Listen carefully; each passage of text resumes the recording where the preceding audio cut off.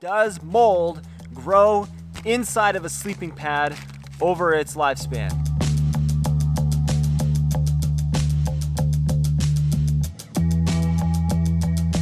Yes, we are going to cut open this NeoAir XLite. We're going to check out whether or not mold actually does grow inside of a sleeping pad over its lifespan of blowing your air from your lungs into it, and try to basically dispel that myth of does mold really grow inside of a sleeping pad. So I've got yummy scissors here. What this is the NeoAir XLite. I have had this for roughly going on 8 years, and just hundreds of times this has had it blown up. I've never really used a pump sack for it, and so if it's true, then this pad really should be full of mold. But we're gonna cut it open, see how it goes.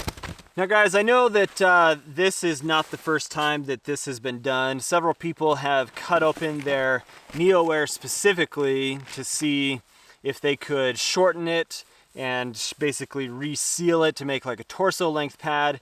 And I know that there's another YouTuber that cut his pad open after about 2 or 3 years of use. This is going on 8 years, like I said, and so a little bit different type of situation. It's had more time sitting without being blown up, and it's gotten wet, and really I just want to see for myself, does this have mold in it? This makes me nervous. We're just gonna go for it. This is interesting. Now I would expect, based off of, man, I just kind of like cried inside a little bit. I would expect from the valve down to maybe about, I don't know, a third of the way down is going to be the messiest part of the pad. But what I'm seeing really is you've got different elements here. You've got your baffle system, and then you've got your metallized film that is in here. So I kind of want to, here, we're going to do this. I'm just going to cut this in half. Holy cow, guys. Never did I think I would cut my sleeping pad in half. Okay. You can see there that that's like really clean. And that film is still in really good condition. In a lot of ways, I just wasted a really good pad.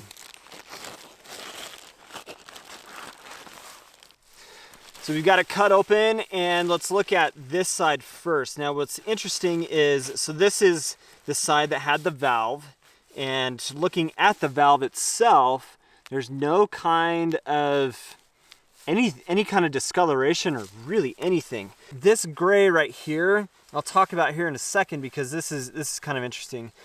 But basically, I'm not seeing anything that shows any kind of trace or idea that there would be any kind of mold growth inside of a pad. But what I am noticing is that, if I can get into that like real close, the metallized film here is basically, it looks like a piece of plastic that they've attached some kind of like reflective material to it, and that has started to flake off, and that is where I'm seeing this discoloration right here of the gray on the inside of the fabric. So yeah, this is really interesting. I'm not seeing anything that resembles any kind of mold growth. So I'm gonna go ahead and bust the myth that you have to use a pump sack to not introduce an additional moisture into your sleeping pad, because 8 years, guys, 8 years and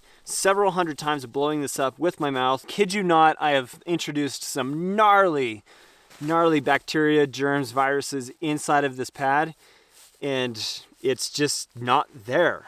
What I am seeing though is deterioration of the material inside of the pad, but that's not enough to say that you need to be worried about mold growth.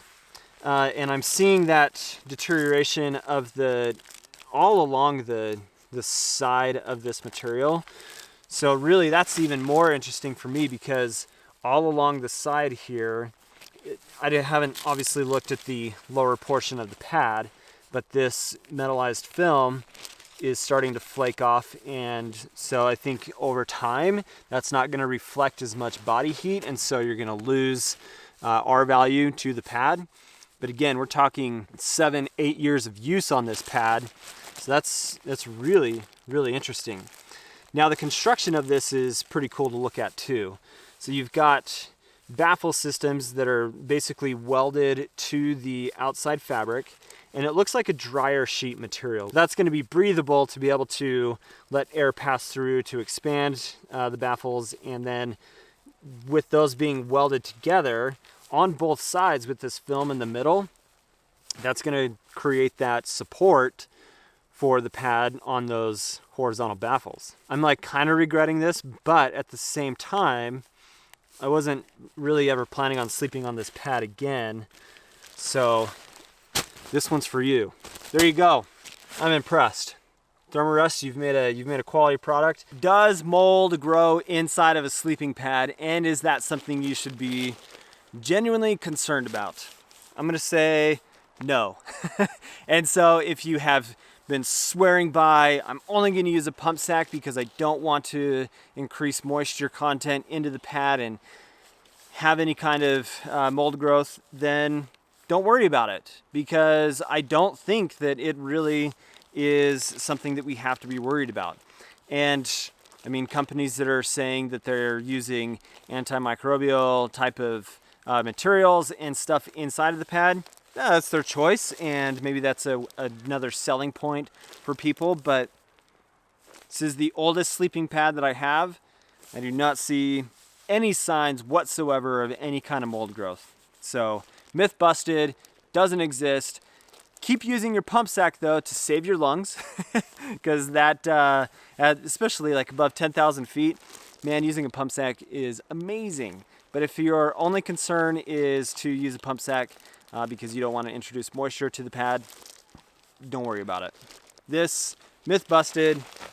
This was worth the experiment. Cool to see how this is put together. So, NeoAir, you were my first sleeping pad child. Thank you for taking care of me for so many years. So, there you go. Sleeping pad science. Gotta love it. Thanks for watching, guys. Subscribe to the channel if you're not. Have an awesome day. Catch you on the next video.